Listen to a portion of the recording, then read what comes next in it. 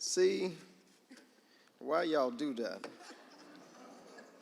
You're supposed to put the best person last. You had Dr. Melissa Pearson go before just Justin J. Pearson. And I feel like I got the bad side of the deal.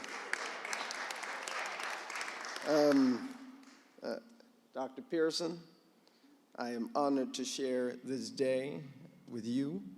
I am grateful to have this opportunity union. Special thanks to Ruby Blake, to Amber Uhouse for helping organize, and Reverend Dr. Jay Williams, and Assistant Pastor Nikki. One of the scriptures that is associated with the one that was very ably read, Psalm 119, is actually Psalm 19. And I was looking at this one, and they're related, but I want to just read Psalm 19 because I'm going to ground what few words I have to share in that. And my daddy's a pastor, and my granddaddy was a preacher, and my pawpaw was a preacher, and my uncle was a preacher, and they were Baptist folks. But I ain't going to spend as much time as them. I promise. I promise.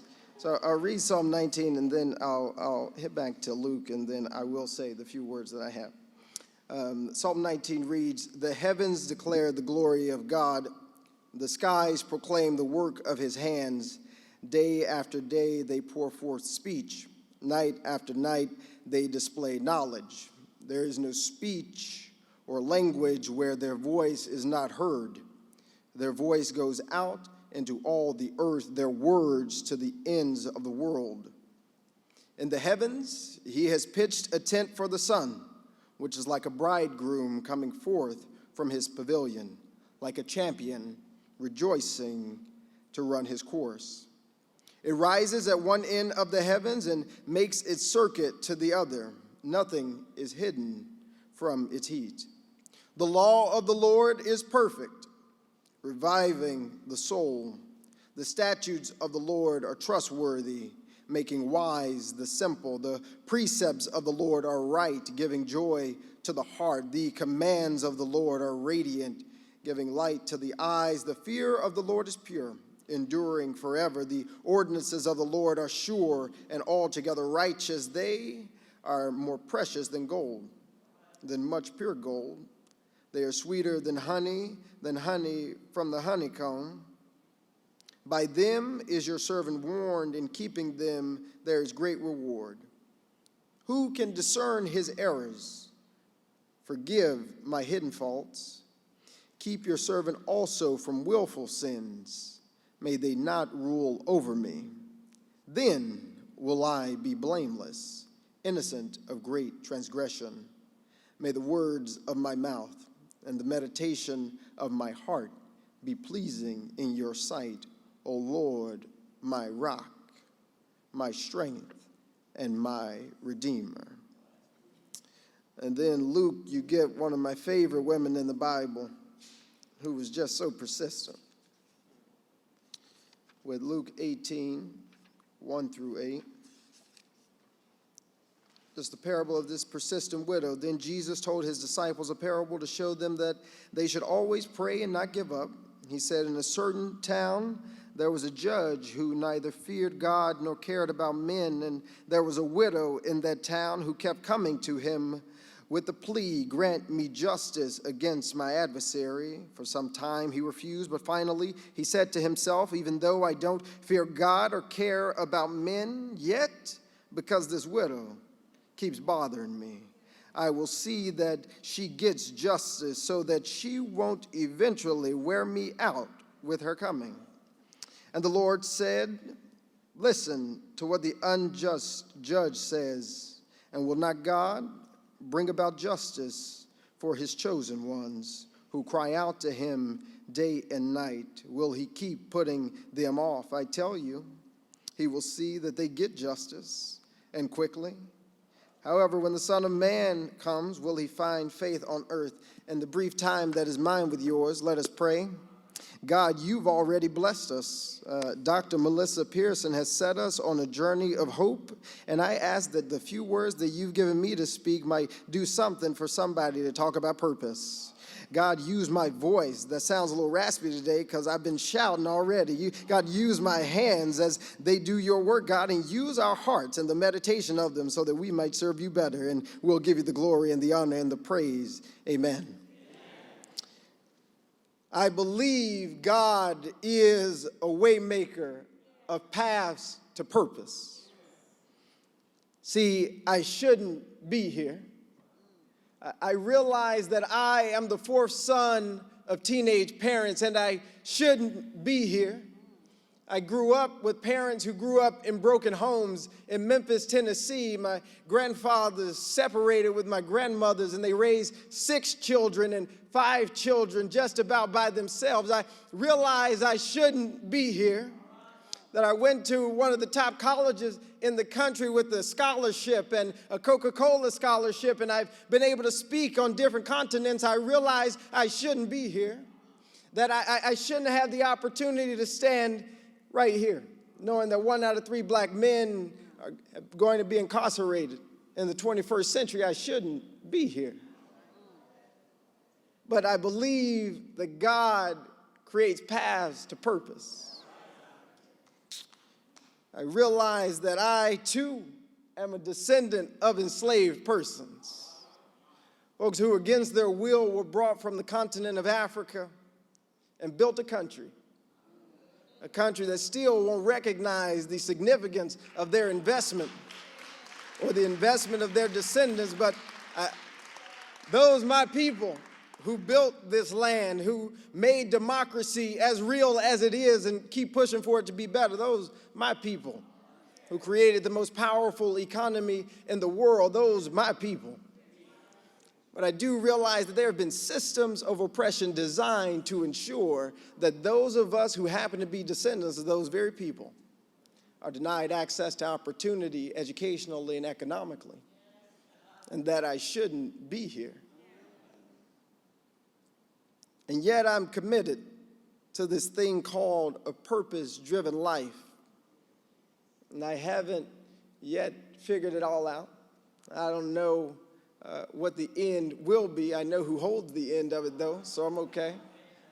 But in my strive for and toward a purpose-driven life, I remember what my mama said. She said a skillful sailor can't become skillful if the seas are always calm. You got to have a little rub and tumble. You got to have some high waves and some high tides that you learn to navigate.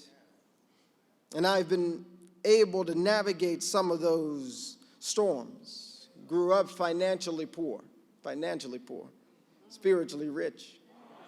Good family filled with love, but we grew up financially poor. Had to live in housing at times that were termite infested or roach infested, dealt with violence in our home, violence outside our home. I've seen some stormy seas. Still, I believe God is a way maker of paths to purpose. Which brings me intimately to this text of Psalm 19. And I hadn't spent a lot of time with it. Many of you know I read the Bible front to back. I know it's different ways to read it, but I didn't spend a lot of time on Psalm 19. I read it and was like, good job. Then I got this opportunity and I had to go back. I had to go back and was able to see some things illuminated in my own story and journey that I hadn't noticed before, that I actually believe is a part of our collective journey. And the writer of this, as far as we know, is David. And we all know David, you know, the shepherd boy, David gets called, you know, Saul's son-in-law. David was the most complicated character in the Bible for me. I was like, hold on. My daddy said he still made it to the hall of faith. I was like, David sent like the woman's husband to the front lines and killed him. Like David, he made it to the halls of faith. I was like, we talking about the same David? And then David, he pens all these words, pens all these songs. And this one in particular is so meaningful and impactful to me because I love the way it's set up and structured. He starts off talking about the heavens. And then David talks about the word of God. And then he talks about the strength of God in this personal plea toward the end. And so verses 1 through 6, and I'll abbreviate it a little bit, but it goes, the heavens declare the glory of God. The skies proclaim the work of his hand. The sun rises at one end of the heavens and makes a circuit to the other, and nothing is deprived of its warmth. So in order for David to see the sun and sort of its path, its ability to provide warmth to people, there's some looking up you have to do. See, before the sun rises, you got to be in the dark. And in the dark, King might have said that that's when you see the stars. And so there's something about this path to purpose that connected to me that at points in times you have to look up even when it's darkest in order to see the trajectory of the sun, in order to understand what his warmth might mean. And so looking up is an essential component to finding purpose. It's weird, right? Like your path is in front of you, but there's something about looking up and seeing that you are bigger than something. Something is bigger than just yourself. It's bigger than just the ground that we stand on. That if you look up and see some stars or are able to glimpse the beauty of the skies, like you are significant, but you are part of something that is much more significant. So the heavens declare the glory of God. So he goes through these wonderful metaphors, and I can't help but think about what potential darkness there was before you see the sunrise.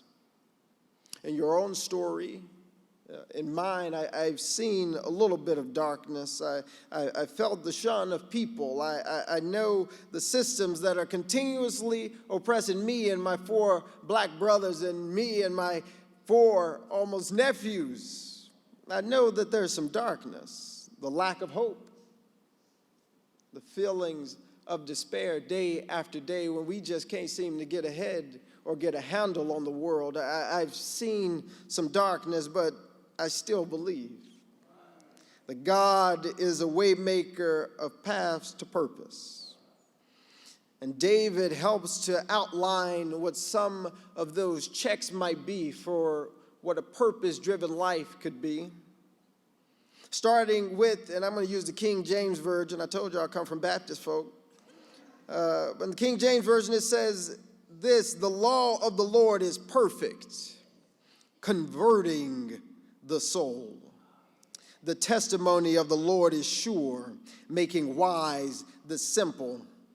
It's a couple words I'm just going to point out, and I'm going to keep moving because I'm not going to keep you here all night. But perfect and complete. The law of the Lord is perfect and complete. And the next word, converting the soul, a conversion happens. There's something that has to happen in order to be converted. There was a way that you might have been that you had to be converted to. There's a change that is paramount to occurring in order for you to get closer to your purpose. In order to be converted, there's something you might have to do. Yeah, you might have to, if you're me, you might have to pray a little longer. If you're me, you might meditate a little longer. If you're me, you might have to read the whole Bible. If you're me, in order to be converted fully, there's some work that has to be done. But I still believe that God, being a way maker, provides us the opportunity to be converted from things that we were, to be closer to the thing that we ought to be, perpetually pressing toward the mark. And there's one word, and then I'm going to move to my next one, sure. The testimony of the Lord is sure. And I love sure, because sure is so close to surely. And surely goodness and mercy following you all the days of your life is when you know you're working a little closer toward purpose. Not that I've achieved it, but it's good sometimes when you get a pat on the back, you know you're closer to some goodness. You heard about mercy with Melissa's sons walking through the door. Goodness and mercy will follow you when you're on your path. So surely, there's another important word, and he says the statutes of the Lord are right, rejoicing the heart. The commandment of the Lord is pure, enlightening the eyes. The Lord's word is right, which calls each of us to do right and to advocate for what is right. And so when we see Rodney Reed on death row in Texas, and the new evidence that has emerged that likely could exonerate him, he sits in a long line of black men in this country who've been killed by all white hands. It might be a lynching, it might be a jury and a judge and all white attorneys, but if the Lord's statutes are right, in order for us to truly rejoice in our hearts, we too must advocate and do what is right. For part of our purpose in being here together, as was preached by the little fella earlier, a part of us being here is that our purposes remain intertwined. That unless there is righteousness in the lives of those who our society shuns, then we cannot truly live into our purposes. We cannot live committed lives when people are being condemned. And this is our work. And so in this line, what it means to me is that there are things that I can do to make myself less intimidating. I might be able to wear a suit, and that helps some people see me a little differently. But what I realize and recognize that whether I'm wearing a suit or a hoodie, our realities are still intertwined. And that if we truly want to build a purpose-driven life together in a perfect purpose-driven society, then those privileges that we are afforded by what we can just put on or the degrees that we have on the wall, we have to take those off in a sense in order that we might be able to empathize with those who don't have the same privileges, and not because of lack of trying, not because of lack of being deserving, but because they were dealt a set of cards before they got here about who they would be and what they could become. David goes on, the fear of the Lord is clean, enduring forever. The judgments of the Lord are true and righteous. For a long time, I thought that to fear God, like I always had to tremble when I thought about him. I was like, all right, fear God. I was like, okay, I'm afraid. But I've learned that the fear is truly a reverence. It's a reverence for what God has done and what God is able to do and the scale at which God can do it. See, somebody who 4 billion years ago put a little light into the sky and created an entire universe, like you want to be afraid of that person, but in a sense that it is awesome. Not in that you need to bend or be broken or hurt or harmed by this God, but rather the God of the universe, right? The God who created everything. Right? We can proudly fear this God, understanding the awesomeness of God's presence. And it's good to know his judgments, her judgments, their judgments, God's judgments are true and righteous. And then David gets to this personal prayer. It's one of my favorite parts. He says, who can discern their own errors? And I said, David, taking somebody's wife, that's an error. Killing her husband, I was like, that's an error. David, I'm like, I don't know what's happening. And then there's the next sentence that says, forgive my hidden faults. See, it's hard to know what you don't know. I was in a conversation with a good friend of mine. She and I had before been talking about education and women in education and STEM and all these other things. I thought it was a great conversation. And 2 weeks later, she was like, we need to talk. I was like, great. We just had dinner, but let's talk. She was like, there are a couple of things that you said that I want you to tweak. She said, I don't know if I entirely understood or agreed with this phrase or that phrase. And I said, whoa, okay. My hidden faults. And the responsibility of one another as Christian folk, whether they're Christian or not, is to ensure that we help people to expose in some ways their hidden faults. Because see, those you can bring to the altar. Those you can help change and improve. And David had sense enough to go to God and say, you know my hidden faults. And I ask that you forgive them. And then keep your servant also from willful sins. May they not rule over me. Then will I be blameless, innocent of great transgression. For God to make ways for us, it is our responsibility to also acknowledge where we have been wayward, where we have committed willful sins. For it is then, after confessing to God, and in many cases one another, that we can be presented blameless. And this I have found in my journey to be particularly difficult. Practicing humility is challenging. I grew up one of 5 boys. My parents raised us to be super confident. My brothers, they got a little more ego than me, I would say. But being humble is a practice that I've been trying to learn. I'm still learning. And what David recognizes, there is an intense amount of humility necessary in order to reach blamelessness with God. God already knows. Whatever it is you're struggling with, going through, have done, willfully, not willfully, but the ability to say, forgive my faults. The ability to say, I have committed willful sins against my brothers and my sisters, against friends, allows us access to blamelessness before the throne room. Then David ends and says, let the words of my mouth and meditation of my heart be acceptable in thy sight, O Lord, my strength and my redeemer. It's interesting that this comes at the end, because everything else fits on those last words, my strength and my redeemer. And now I get to get ready to go so I can hoop a little bit.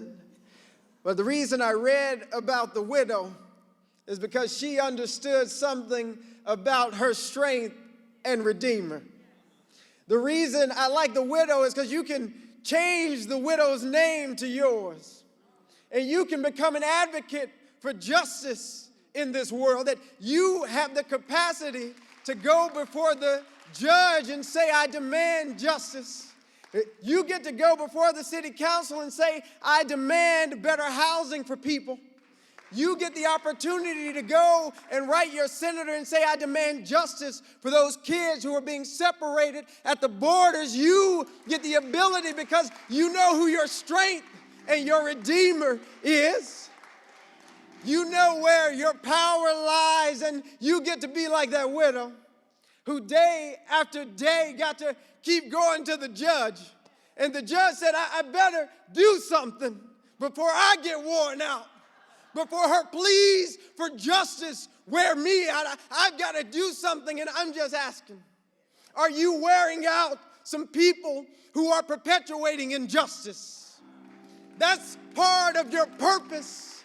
You have to wear out people who are perpetuating injustice and racism and sexism and homophobia and Islamophobia and xenophobia. That part of our purpose-driven life means that we are committing one another to a cause of looking up and seeing that we are part of something greater than ourselves, and that our strength comes from a Redeemer who won't let us go. Our strength comes from a Redeemer who lifted us. Our strength comes from somebody who reaches to us, who picks us up and will carry us forward.